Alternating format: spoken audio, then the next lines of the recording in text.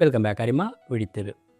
இந்த பதிவில் குறிப்பிட்ட சில ஸ்பெஷல் கேஸுக்கு யூஏஎன்னை ஜென்ரேட் செய்கிறது சம்மந்தமாக ஒரு ஆர்டரை வெளியிட்டிருக்காங்க.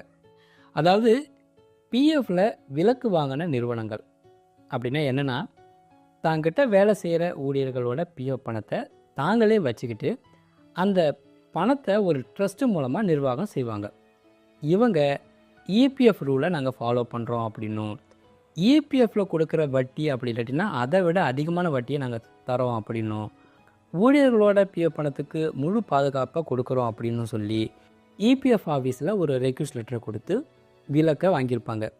இவங்க பிஎஃப் அறக்கட்டளையை மூடனாலோ இல்லை அந்த விலக்கை ரத்து செஞ்சாலோ, இபிஎஃப் விதிகளை ஃபாலோ பண்ணாத காரணத்தால் மீட்பு நடவடிக்கையினாலோ அப்படி இல்லாட்டினா கோர்ட்டில் கொடுத்த ஆர்டர் காரணமாகவோ தாங்கிட்ட வேலை செஞ்ச ஊழியர்களோட கடந்த கால இபிஎஃப் ஷேரை தன்னோட அறக்கட்டளையிலிருந்து இபிஎஃப்ஓவுக்கு ட்ரான்ஸ்ஃபர் பண்ணணும். அப்படி ட்ரான்ஸ்ஃபர் பண்ண முயற்சி பண்ணுறப்ப பல ஊழியரோட ஆதார் கார்டு பிஎஃப் அக்கௌண்ட்டோட லிங்க் ஆகாமல் இருக்குது. ஆதார் லிங்க் ஆகாத காரணத்தால் யூஏஎன்னை க்ரியேட் பண்ண முடியல.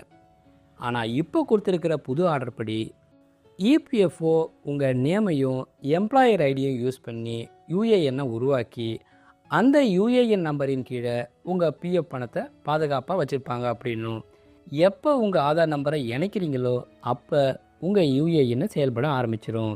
அதுக்கப்புறமா உங்கள் பிஎஃப் பணத்தை யூஸ் பண்ணலாம் அப்படின்னு இந்த புது ஆர்டரில் கொடுத்துருக்காங்க. இந்த பதிவு உங்களுக்கு பிடிச்சிருந்தா லைக் பண்ணுங்கள், சேனலை சப்ஸ்கிரைப் பண்ணுங்கள். மீண்டும் பயனுள்ள அடுத்த பதிவு சந்திப்போம். நன்றி, வணக்கம்.